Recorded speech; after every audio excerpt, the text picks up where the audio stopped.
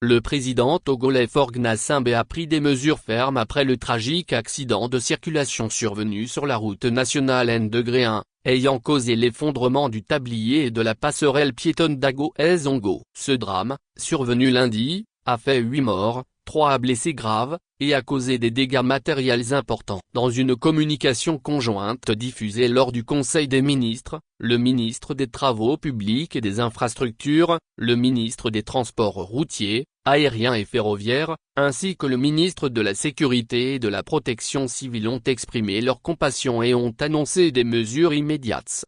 Pour faire toute la lumière sur les causes de cet incident, Faure Gnassingbé a ordonné la création d'une commission d'enquête. Celle-ci aura pour mission d'examiner les circonstances précises du drame et de situer les responsabilités administratives et contractuelles liées à la construction de la passerelle. En outre, la commission assurera un suivi de l'enquête ouverte par le procureur de la République, afin d'identifier d'éventuelles responsabilités pénales et de prendre les mesures judiciaires appropriées.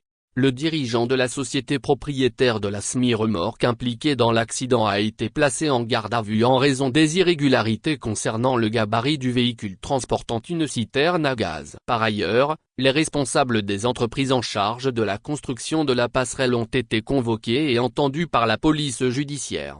Conscient de la gravité de la situation, Faure Gnassingbé a ordonné la mise en place de mesures urgentes pour éviter que de tels incidents se reproduisent. Le gouvernement procédera à une inspection générale de toutes les passerelles du pays afin de détecter d'éventuelles failles techniques. Le président a également exigé le renforcement du contrôle des gabarits des véhicules et de la charge à l'essieu pour ceux transportant des marchandises.